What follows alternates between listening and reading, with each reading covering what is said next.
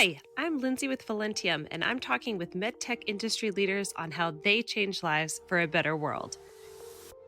The inventions and technologies are fascinating, and so are the people who work with them. There was a period of time where I realized fundamentally my job was to go hang out with really smart people that are saving lives and then do work that would help them save more lives.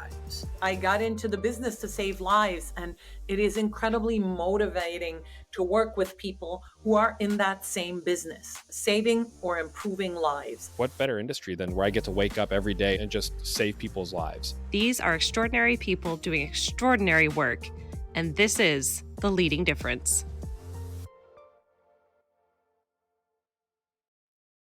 Hello, and welcome to the Leading Difference podcast. I'm your host, Lindsey, and I am excited to introduce you to my guest today, Marissa Fayer.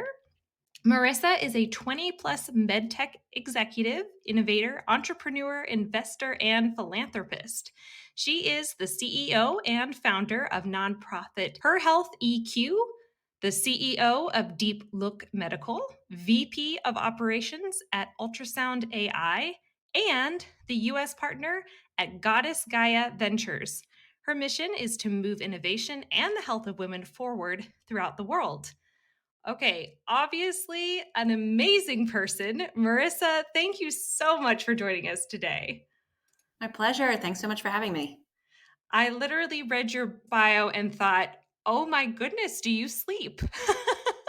Unfortunately, not very much, but it's not as a result of work, probably. My brain never shuts down. There's a lot to do in women's health, so I've got to keep going. Yeah, absolutely. I would love to learn a little bit about your background, how you first got intrigued in this field. Just tell me a little bit of your backstory, if you don't mind. Yeah, for sure. I wish I can say that it was interesting, but unfortunately, it's not. I didn't really have any intentions in going into healthcare. I was luckily recruited into it straight out of university. I originally wanted to go into aerospace, but when I was graduating from BU, from the engineering school, it was a downturn in aerospace. And thankfully, a healthcare company offered me an amazing position. So I went straight into healthcare. And as the saying goes, once you go into healthcare, you never leave. Thank God, because I realized it was my mission, my passion. And then thankfully, I also joined the largest women's health company in the world and really realized that was my mission and my passion. So it was all meant to be. But my career was 15 years in corporate, working for large medical device companies, developing new products, working in operations and manufacturing, and handling a lot of mergers and acquisitions. And after 15 years, just decided to make a change. And I think it was probably as a result of some burnout. And for the last 9 years, I've been consulting and built a very successful consulting practice, helping small to mid-sized companies scale and grow and figure out their operations and their manufacturing, but especially their business strategy and what is interesting to them. And I've been very strategically focusing on companies that are affecting women and women's health. And I've been in the women's health space really before people honestly knew what it was. And so it was always my passion. I was always really interested in women in STEM. And as a woman in STEM, that was super interesting to me. But I also realized after living abroad in Latin America that having schools wasn't the issue. It was ensuring that girls going to school was the issue. And girls weren't going to school because their mothers and their grandmothers and their aunts were not healthy. And that was a problem as an engineer that I could fix. And so it's been quite the journey. And medtech and healthcare, I'm biased. I feel like it's the best industry to be in. You're doing something great. You're giving back to society. And it's also, let's be clear, lucrative. This is not a nonprofit industry. This is a lucrative industry. Lots of innovation happening, lots of exciting news happening. And so I think it's the best place to be. But, obviously I'm biased because it's been 23 years. Sure. Well, I think you've earned the bias, right?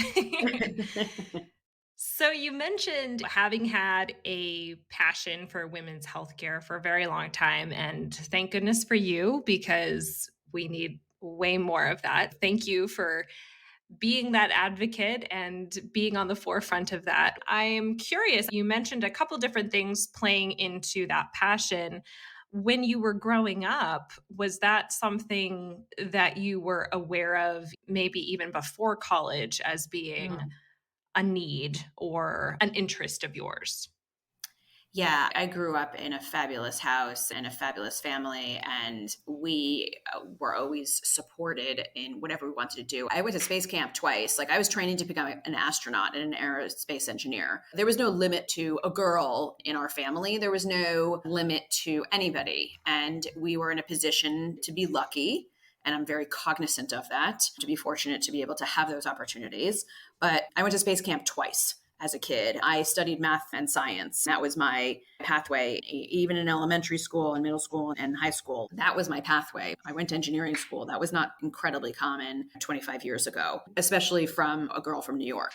And so, again, I'm incredibly lucky, and I know that most people don't have all of this opportunity, but I did not grow up in a society or in a family that said you can't do that. So I didn't grow up with those misconceptions. And so when I go somewhere and they're like, well, this girl can't go to school, to me, that's not acceptable, because that was never acceptable to me.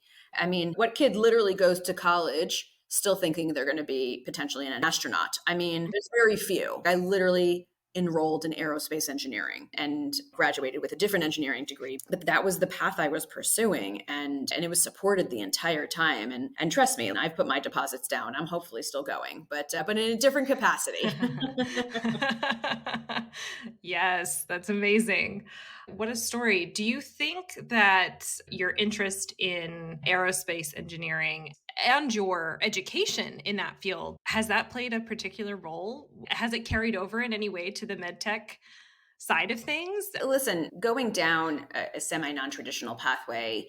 So as an engineer, you're always curious. I always had that curiosity mind. So whether you're an engineer or an astronaut or any of those, I was very curious about how things worked or how to make it better and how to make it efficient and things like that. So that plays into all of it. There was also a societal element. I like to explore.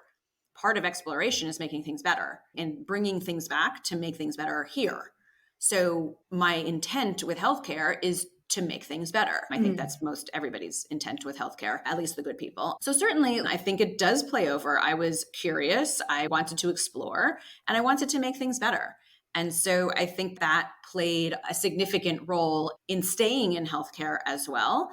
And listen, I always wanted to do something for society. I thought it was going to be through space exploration, and it's actually through improving women's lives and health throughout the world. Yeah, and I love that you highlight that, because I think that's a really important thing that doesn't get talked about enough, that it is okay to pivot and to change what you originally expected to do, because sometimes those non-traditional pathways do, like you said, give you a different perspective and different insight than maybe somebody who has always been on that path. So, yeah, there's a lot of value to that. We're not in a society anymore that you have to do the same thing for 50 years.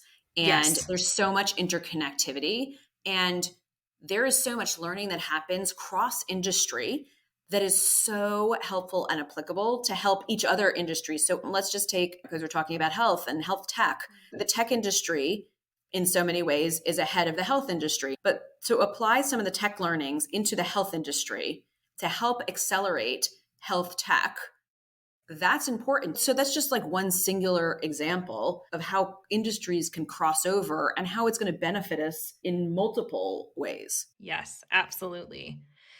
Is there a particular moment that stands out to you because it clearly confirmed that this was the right career for you, or any sort of defining catalyst moment where you thought, yes, this is it? That's a great question. When I think back to it, I think it was when I formed HERhealthEQ and realized that I could help women and women's lives very specifically using the knowledge that I gained through industry and applying it on a global perspective.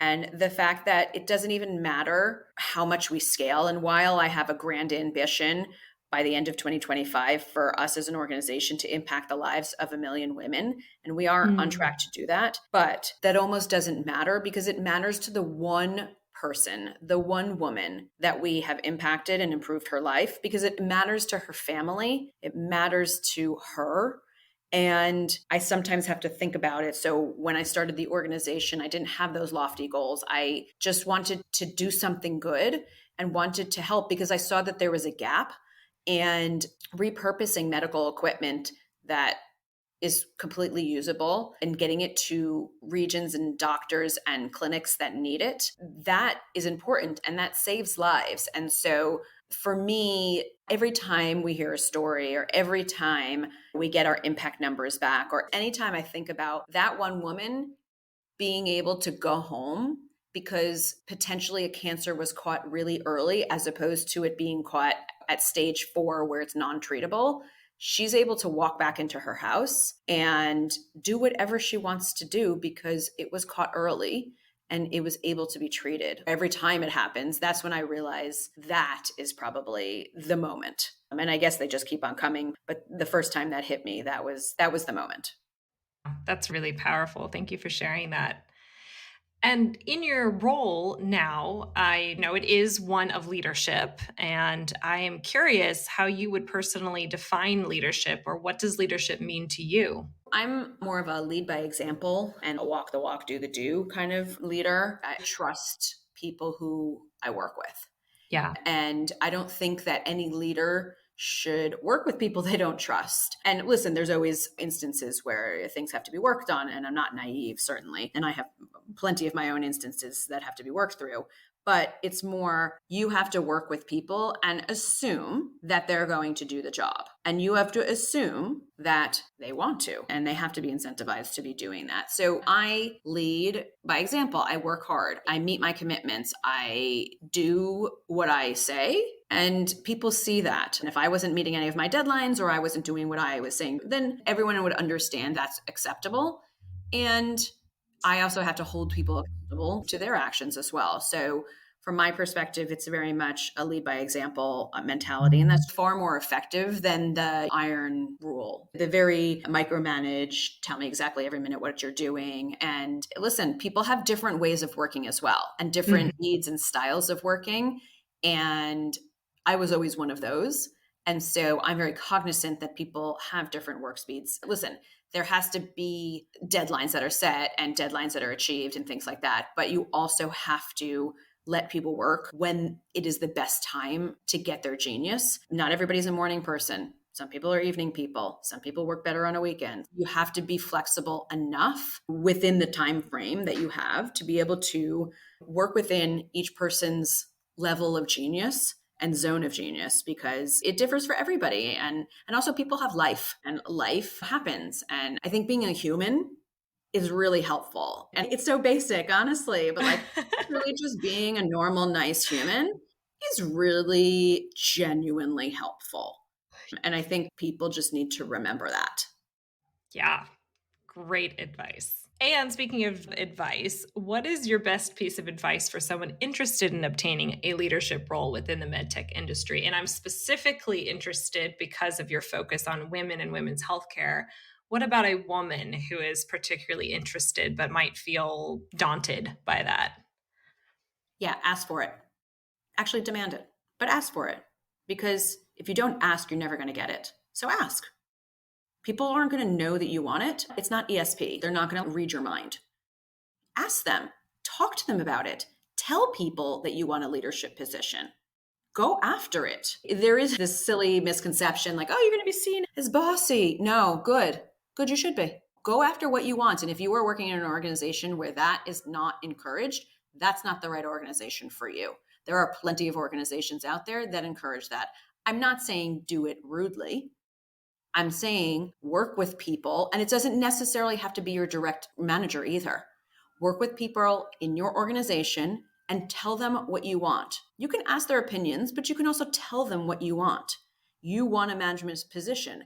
Ask their advice on how to get there. And then follow their advice on how to get there. Because then you can go back to them and say, thank you for your advice. I have followed it. Now it's time for me to become this position. And there is irrefutable evidence for you to get that position. So just do it. Ask for it, demand it, but do the work. I come from a generation where you still have to do the work. It is not automatically given to you because you've been somewhere for 2 years. Yes. Do the work and earn it, because first of all, you'll feel better about yourself. And second of all, you'll learn more and you'll go further in the long run. And that's more important. It's not this next tiny milestone, it's the future. So if you have done the work and you've learned, you've set yourself up for the future. But really, just ask for it and ask and communicate what you're looking for, because nobody is naturally, or very few people are naturally just going to give something to you without you asking. I love that advice. I was smiling and nodding my head the whole time because I 100% agree with you. And also, it is one of those things where if you don't ask, the answer is always no. Very few times are you just going to be handed something. So, brilliant. Totally. Love it. And how do you prioritize your own continued learning and growing as a leader? Yeah, it's a lot of listening, a lot of book reading. Thank God for podcasts. I'm a podcast on the go listener, so that's great.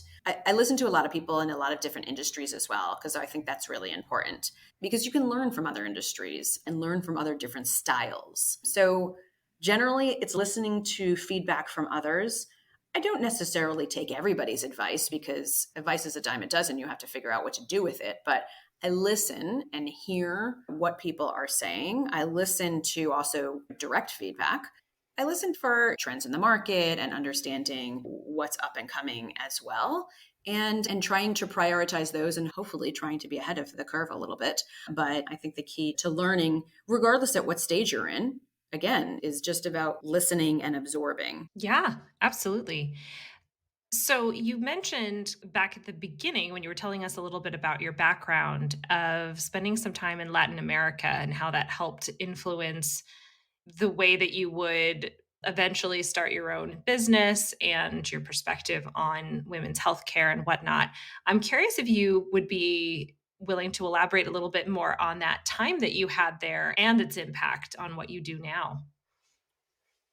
I mean, besides the fun, the hiking and the surfing and friends and all that stuff, I worked very hard. I went to a country where I didn't speak the language and I had to learn it after work. It was a great learning experience. And that's the other part of like continuous learning. Like you always have to do something different. For me, Costa Rica fully shifted who I was and it created my future. I went there with a large multinational. I was integrating an acquisition. I was integrating other acquisitions into that company. And I was talking to a friend, and women were dying of breast cancer at alarming rates because the one mammography machine in that region broke down. And of course, I thought that was ridiculous because I just, right before moving to Costa Rica, deployed the 3D mammography systems, and I knew the 2D systems were always coming back and they were lined up against the warehouse wall and they were just sitting there. And so I knew that there was no reason for women to be dying because they didn't have a mammography machine. I literally had them lined up against a warehouse. Like, why wouldn't we just ship one down, as a donation? So going through that entire process and creating an entire program to give back to the countries which medical device companies are working in and other industries are working in, it shifted my mindset on how for-profits and nonprofits can work together. And it was the origin story for the beginning of HERhealthEQ. And I didn't start it originally at that time. I waited until I left corporate. For years, I had to formulate my thought around it. I had to build a successful consulting firm first and all of these things. But that time formed who I am right now, between teaching you how to work and live in another country and figuring everything out yourself, and also more or less finding your life and your passion all in the same 3-year time frame is pretty spectacular. So 10 years later, the mammography machine is still working. It's still screening women in Costa Rica. And now that same company, Hologic, has supported a HERhealthEQ program for the screening of cervical cancer in Costa Rica. So it's come full circle 10 years later, which is incredible. That's kind of unheard of. And it's so special and spectacular. So to say the least, Costa Rica certainly changed my life. That's an amazing story. Yeah, and you just never know. And that's the point. I didn't go to Costa Rica thinking I want to like change and I got to change everything here.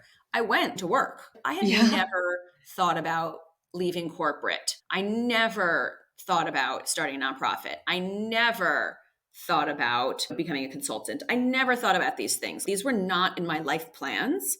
And so I think you just generally have to be open to understand and receive what the universe is like literally putting in front of your face.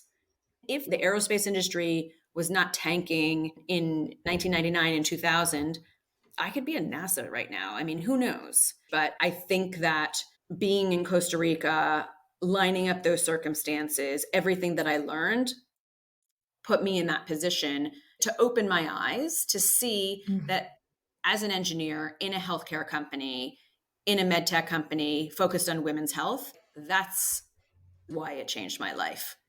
Because I saw an opportunity. I saw it and I acted. Yeah, I really appreciate that perspective of being open to things that you really probably would never have expected. Like you said, you didn't go there thinking, oh, this will be the impetus for me to have this amazing organization one day. That wasn't the plan. But what you did do is you went with this willingness to explore, and that led you to an incredible opportunity to really help people. So I really like that piece of advice as well. So imagine someone were to offer you $1 million to teach a masterclass on anything you want. It does not necessarily have to be in your industry. What would you choose to teach and why? First of all, let's just be clear. I would put the $1 million back into charity and I wouldn't be pocketing that. I think I would love to teach. I would love to be paid $1 million for it. But I would also like to channel that money actually to do the work, less to hear myself speak. So I'm putting that big caveat out there.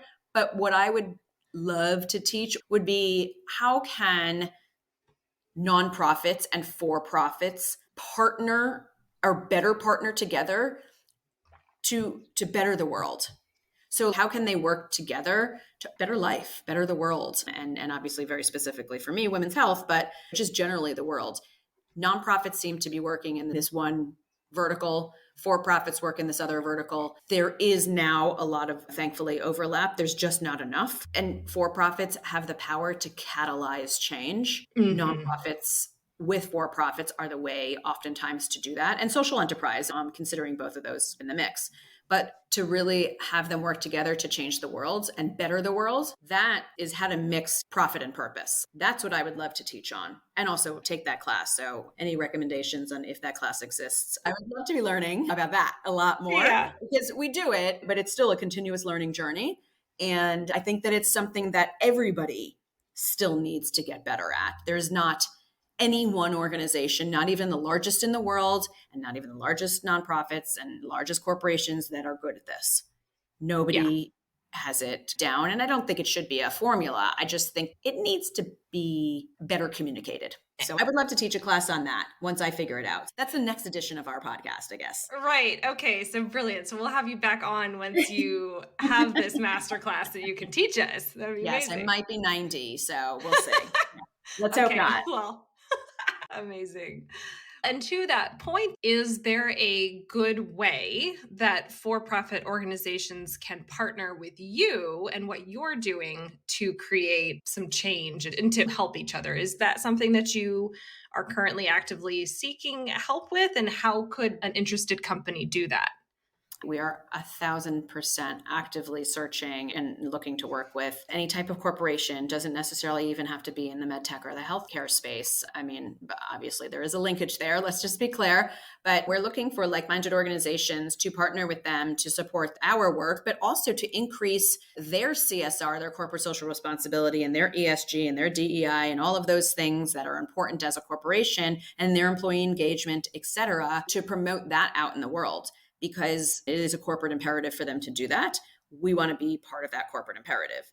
And so anyone can go to HERhealthEQ.org or email us at info@HERhealthEQ.org or find me at MarissaFayer.com. But it's the way to move things forward. So we're actively doing it right now and we're seeing incredible results. We're screening 50,000 women in Costa Rica right now with a corporate partner, and that's per year. And that's as a result of 3 corporate partnerships. So it is the power to drastically improve lives with not a lot of money. So yes, we're actively seeking them related to supporting women, supporting healthcare on a global scale. And we look to partner with any type of organization. It could be the CSR department, it could be through a grant, it could be through a donation, it could be through an employee retention program. There's so many ways. It could be through even a marketing program that has been created jointly. Because listen, when we're able to do the work, those metrics and impact is shared back to the companies, and they're able to report and use them for their goodwill as well. And we want that. We want them to be proud of the work that they've sponsored and partnered with us for. That just amplifies us. It amplifies them, and it amplifies the focus on improving women's health, which is the end goal for everything that I do and that we do. And that's how everybody can partner with us. Thank you for asking. So yes, would love to partner with corporations, however large or small. There is no size limit. That's the other thing. Like small corporations are also incredibly applicable.